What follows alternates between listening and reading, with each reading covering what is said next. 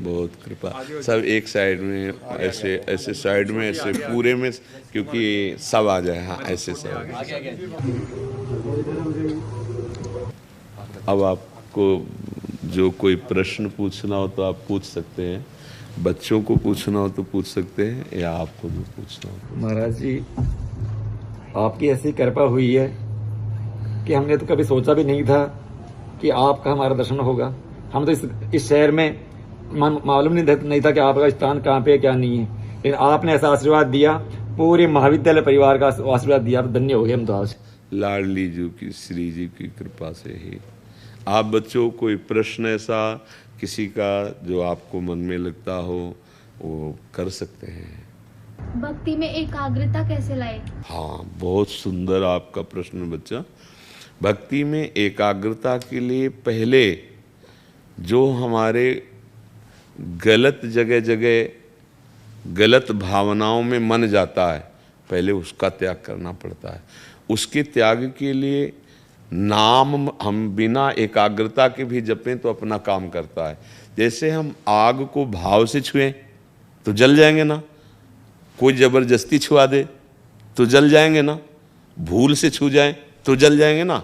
ऐसे ही राधा नाम सब गलतियों को मिटाने के सामर्थ्य रखता है, सब पापों को नष्ट करने की सामर्थ्य रखता है। तो पहले हमारा जितना भाव, एकाग्रता नहीं है तो भी हम राधा राधा राधा राधा कुछ समय हम एक नाम जप करें, उस पर एकाग्रता का ध्यान न करें, जिह्वा से उच्चारण करें राधा राधा राधा।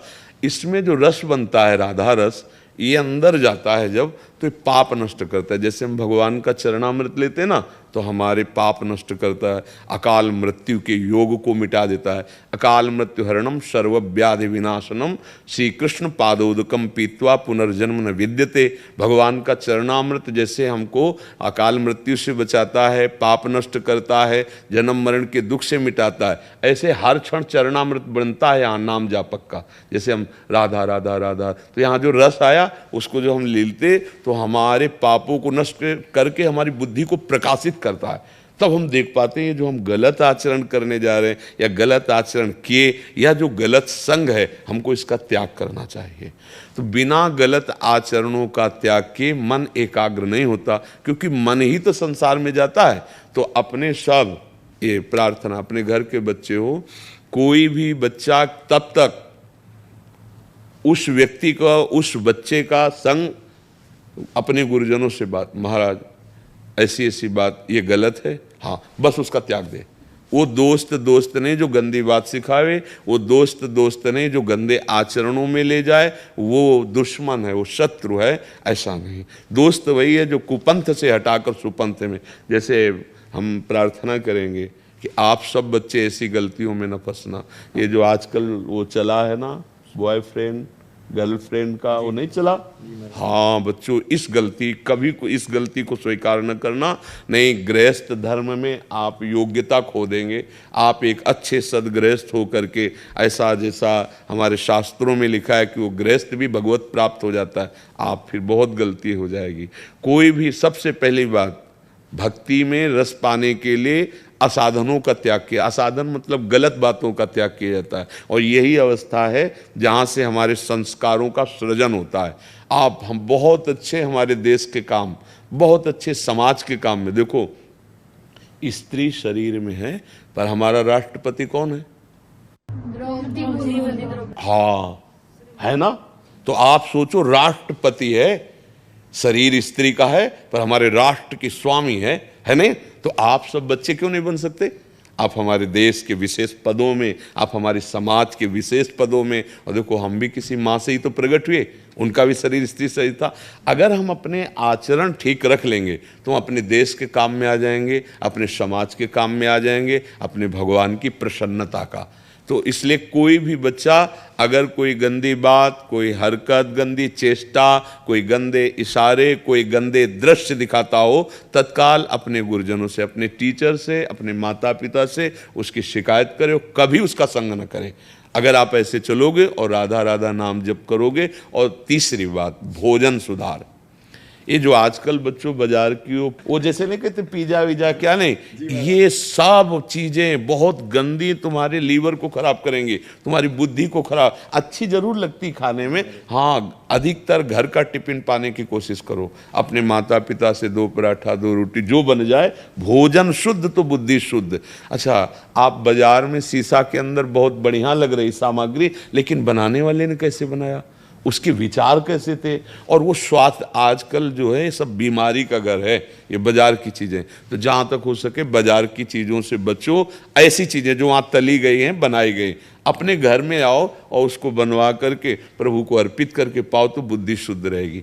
संग ठीक, भोजन ठीक, कोई कुसंग करने वाला उसका त्याग, अपने आप एकाग्रता आ जाएगी भक्ति में, अपने आप एकाग्रता आ जाएगी। और आपको जो किताबें दी गई हैं, जो काम दिया गया है विद्या का, वो भी भजन है, वो भी भक्ति है। अगर हम ना थोड़ा पढ़े होते, जैसे अब अंग्रेजी नहीं पढ़े तो अब अंग्रेजी कोई बोले तो हम नहीं जान पाएंगे। अब हम हिंदी पढ़े और ब्राह्मण के घर जन्म हुआ तो संस्कृत का स्वाभाविक वातावरण था, तो 2 विद्याओं का हमें ज्ञान है, हिंदी और संस्कृत। तो अब हम उसे बोल पा रहे हैं, तो वो ककाहरा जो हमें सिखाया गया वो हमारे काम आ रहा है कि नहीं आ रहा। तो ये लौकिक विद्या ना समझी जाए, जैसे पढ़ाई है ना, ये भी भक्ति है। जो काम टीचर दें, अध्यापक दें, उसको ऐसे जैसे भजनानंदी भजन करता है, ऐसे एकाग्रता पूर्वक उसको पढ़ो। अगर पढ़ोगे तो अच्छे पदों पे पहुंचोगे, समाज के लायक होगे।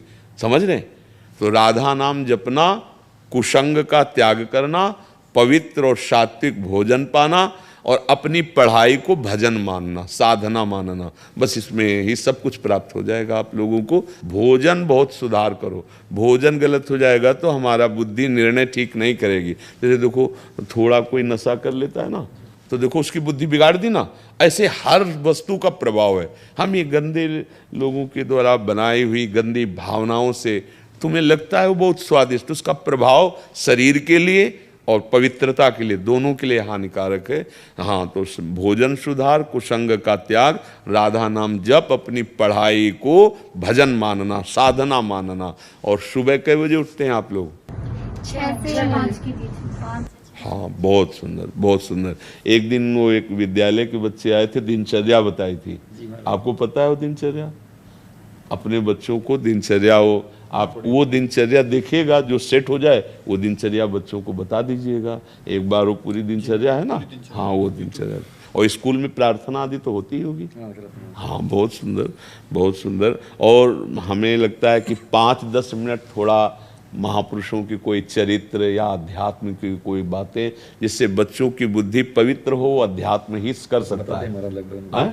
हाँ, बहुत बहुत सुंदर, ठीक है। ये मन विचलित क्यों होता है, विचलित क्यों होता है बार बार? हाँ, विचलित इसलिए होता है बच्चा कि हमने मान लिया है संसार में सुख, भोगों में सुख, वहीं तो जाता है। विचलित कहाँ होता है? भगवान के लिए तो कभी रोया नहीं, भगवान की तो चाकी नहीं। अच्छा, इसमें बच्चा सुख है नहीं। जैसे आप बताओ, आपको कितने रुपए मिल जाए कि आप प्रसन्न हो जाओगे? तो आप मान लो ऐसा कहो कि 1 लाख, तो आप जब आपके पास 1 लाख आएगा ना, तो 10 लाख की आकांक्षा पैदा हो जाएगी। 10 लाख आएगा ना, तो 1 करोड़ की आकांक्षा, ये कभी शांत नहीं होगा। भोगों में कभी शांत नहीं, भोगों का मतलब संसार में कभी शांत नहीं होता। हमारी मांगे बढ़ती चली जाती है। अच्छा, क्या हम लोग भ्रम से यही मान लिए हैं कि भोगों में, संसार में सुख है। इसीलिए तो कहते 5 मिनट से तुम राधा राधा जपना, धीरे धीरे सब ठीक हो जाएगा। ये हाँ, मन की संकल्प वृत्तियां भगवान के नाम से नष्ट हो जाती है। सबको प्रणाम। श्री हरि।